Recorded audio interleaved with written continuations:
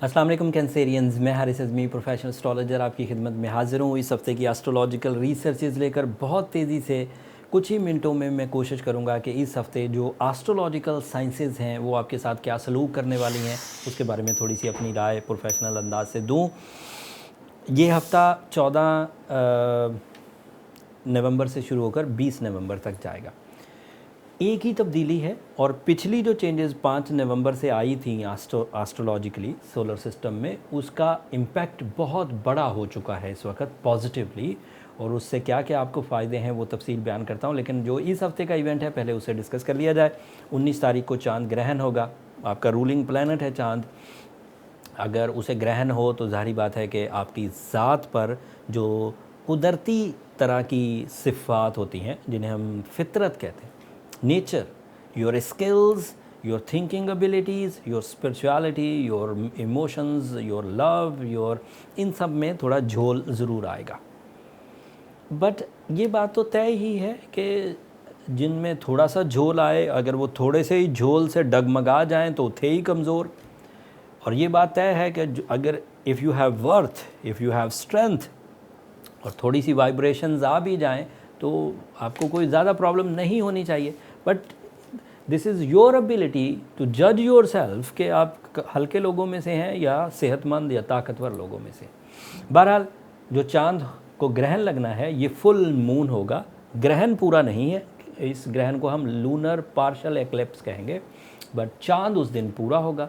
उस पूरे चांद की वजह से आपकी ज़ात पर जज्बाती कैफियत का फ्यूल थोड़ा वाइब्रेशंस में होगा, कमज़ोर हालत में होगा।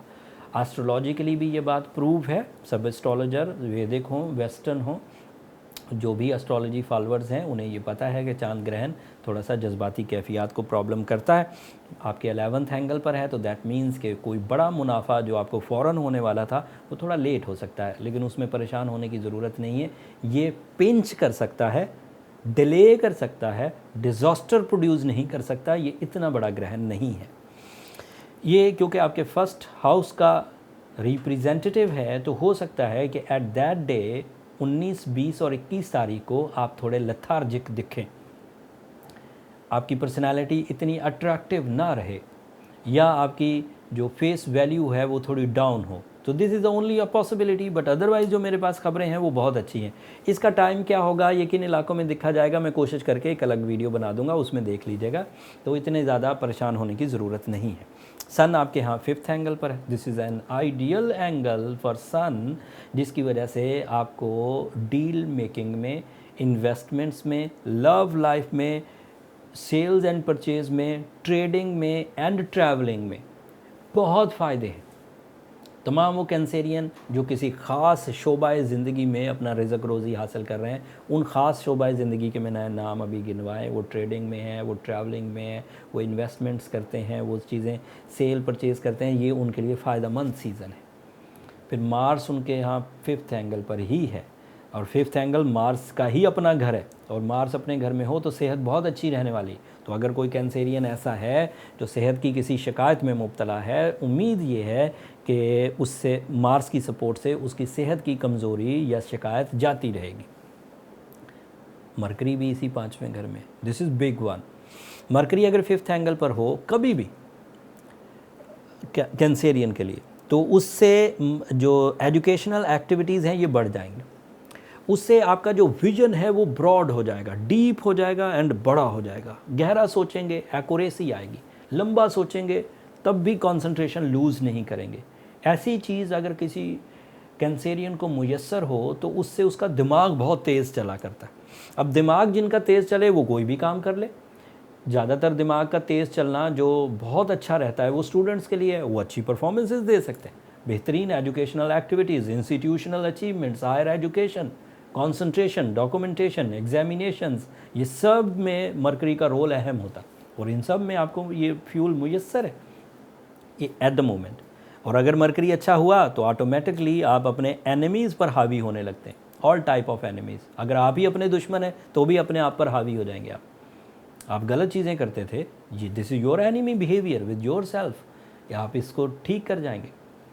आप कुछ गलत खाते थे, आप कुछ ज़्यादा सोते थे, मतलब कुछ भी तरह की प्रॉब्लम या अपोजिशन आपको मिलती थी, लोग आपके ख़िलाफ़ साजिशें करते थे। तो मरकरी जब भी अच्छा होगा आप साजिशों को किल कर देंगे।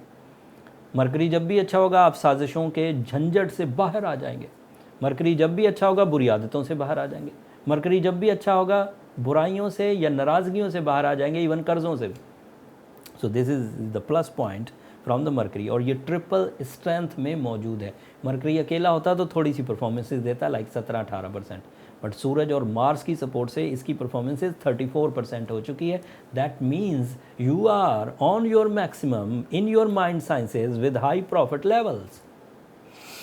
अब अगली, Venus is in your 7th angle, the lord, the star, the fuel of your love and care. Venus जब भी अच्छा होगा, इस वक्त तो अच्छा ही चल रहा है, वीनस 7वें घर में रोमांटिक तो कर देगा आपको। वीनस का 7वें घर में होना पोलाइट भी कर देगा। वीनस का 7वें घर में होना आपको मिजाह पसंद भी कर देगा, ह्यूमरस। वीनस का 7th एंगल पर होना आपके लिए हम्बलनेस भी लाएगा, प्लेजर्स लाएगा, अटैचमेंट्स लाएगा, ब्यूटी लविंग नेचर लाएगा, इंस्पिरेशंस लाएगा, कमिटमेंट्स लाएगा, डिले ऑफ मैरिज का खात्मा होगा, नाराज़गियों का खात्मा होगा, कंप्लेन लेवल डल हो जाएंगे, प्लेजर लेवल बढ़ेंगे। सो Venus is a ideal planet for the comfort of life. It is a force for piece and pleasure. और ये आपके 7th एंगल पर, this is best position for 4 months, this is unique. अगर आप इस वक्त life partnership के लिए प्लान कर रहे हैं तो this is the right time. अगर आप किसी प्रपोज़ल के लिए दरीना तौर पर ख्वाहिश कर रहे हैं तो this is the right time जब आप उस प्रपोज़ल की केमिस्ट्री को परफॉर्म करें। ग्राउंड एफर्ट्स, कम्युनिकेशन, प्रपोज़ करना, एक्सेप्ट करना, सेरेमनीज़ करना, इमोशनल इन्वेस्टमेंट्स इस वक्त रिलेशंस पर की जा सकती हैं। भरपूर इमोशंस मौजूद है, इसे कहते हैं big investments are available, big opportunity is available. So invest your emotions and grab your profits. इस वक्त जो प्लैनेटरी पोजीशन है ये किसी भी material and non material factor को ग्रैब करने के लिए बेहतरीन टाइम है। अब कैंसेरियन शिकायत करते हुए बनते नहीं हैं, सिवाय इसके कि उनके यहाँ लॉन्ग टर्म प्लैनेट्स 2 प्रॉब्लमेटिक हैं। उनमें से एक तो निकल जाएगा, जुपिटर, अगले महीने, लेकिन एक तो अभी 2 साल इधर ही रहेगा। Saturn and Jupiter, as you know, both are in your 8th angle and this is negative angle जो कि कैंसेरियन को तंग कर सकता है। अब ज़रूरत इस अमर की है कि ये तो 2.5 साल प्रॉब्लम रहेगी। अब 2.5 साल क्या करें? किसी दरख्त के नीचे उकड़ू होकर जाके बैठ जाएं और कहें 2.5 साल गुजरेंगे तो हम आएंगे दुनिया में दोबारा? ये तो बेवकूफ़ी होगी सरासर। किसी गार में घुस जाएं, जाके कहें 2.5 साल बुरे हैं, 2.5 साल ये दौर गुजर जाए तो फिर वापस निकलेंगे गार से, ये तो राह फरार हो गया।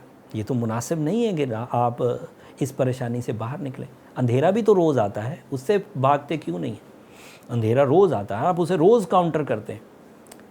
गर्मियाँ हर साल आती हैं, आप हर साल उसे काउंटर करते हैं। या तो वहाँ पे भी नेचर को फॉलो करें, भाई गर्मियाँ आ रही हैं, हम भी गर्मी में रहेंगे। भाई गर्मियाँ आती हैं तो अपने घरों में एसी लगाते हैं आप लोग, गर्मियाँ आती हैं तो ठंडे मशरूब पीते हैं। ये काउंटर ही तो कर रहे हैं उसको। वहाँ भी कहें कि नहीं भाई हमें नहीं काउंटर करना, नेचर से कौन लड़ सकता है? भाई जब बाकी चीज़ों से लड़े जा रहे हो, जिसकी साइंस आपको समझ आ गई, अंधेरे की साइंस आपको समझ आ गई, आपने रोशनियाँ बना ली, गाड़ियों के आगे लगा ली, स्ट्रीट लाइट्स लगा ली, घरों में लगा ली, अब सूरज आए या ना आए आपके लिए बराबर हो गया है। दिन में भी उतना ही काम करते हैं, रात में भी उतना ही काम करते हैं, सिर्फ इसलिए कि आपने उस अंधेरे को काउंटर कर लिया।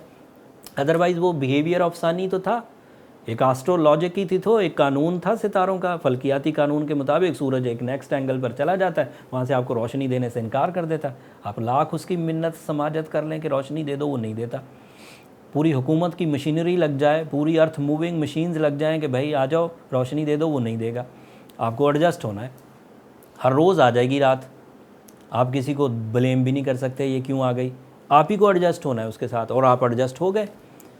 तो जब दीगर चीज़ें कमज़ोर होती हैं उनके साथ आप एडजस्ट क्यों नहीं होते? अगर सैटर्न वीक हो गया है 2.5 साल के लिए, सूरज 12 घंटे के लिए वीक होता है आपके लिए, सारी दुनिया के लिए नहीं, आपके लिए 12 घंटे के लिए वीक होता है, 12 घंटे किसी और जगह पर नहीं होता। एक ही सूरज है, या तो इधर होगा या तो उधर होगा। तो सैटर्न भी इसी तरह है, किसी एक ऐसे एंगल पर आ जाता है अपनी ऑर्बिटल मूवमेंट में जिसमें वो ज़रा कमज़ोर हालत है। तो कमज़ोर हालत का मतलब क्या है कि उसको आप काउंटर कर लें। By rules of astrology counter करने के दो सेक्टर्स हैं, एक स्पिरिचुअल सेक्टर, एक साइंटिफिक सेक्टर। स्पिरिचुअल सेक्टर में अगर आप सूरह शम्स पढ़ें 5 times in a day and सूरह यासीन सेकंड लास्ट आए तो वो आपके लिए उम्दा तरीन है, उससे इतनी खैर बरकत मुयस्सर आ जाएगी कि आप उसे कवर कर जाएंगे।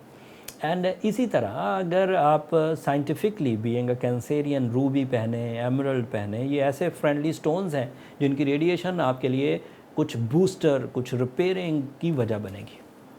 और इसको ग्रैब करने के लिए आपको थोड़ी मेहनत करना होगी, क्योंकि रूबी हासिल करना, एमरल्ड हासिल करना, फिर ये पढ़ना, ताकि 20-25 दिन लगते हैं इसमें काम करने के लिए। उम्मीद है कि आप इसे ज़रूर परफॉर्म करके अपनी वीक एरियाज़ को रिकवर कर लेंगे। बात बहुत लंबी हो गई, उन वीक एरियाज़ को रिकवर करेंगे तो ये जो मैंने पॉजिटिविटी इस हफ्ते सुनाई है ये ट्रू पॉजिटिविटी है। पूरी साइंस को ये पता है कि सैटर्न कहाँ है, पूरी साइंस को पता है कि 19 तारीख को ग्रहण होना है, पूरी साइंस को पता है कि इस वक्त सन, मरकरी एंड जुपिटर एक ही एंगल से ज़मीन की तरफ फ्यूल भेज रहे हैं।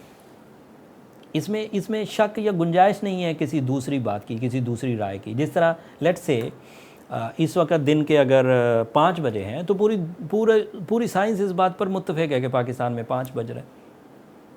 मतलब ये कैलकुलेशंस हैं, मतलब ये एक्यूरेसी है। एंड दुनिया में सबसे ज़्यादा एक्यूरेट निज़ाम जो इस वक्त फितरत का चल रहा है सोलर सिस्टम है। बाकी निज़ाम जो नेचर के हैं वो अलग होंगे, मैं एक्सपर्ट हूँ सोलर सिस्टम का। अगर ये लिखा हुआ है कि सूरज 6:05 पर तुलू होगा तो आलमोस्ट वो 6:05 पर ही तुलू होता है। अगर सीज़न साइंस को पता है कि इन दिनों दिन लंबे चलेंगे तो दिन लंबे ही होंगे, कभी रातें लंबी हो जाएंगी।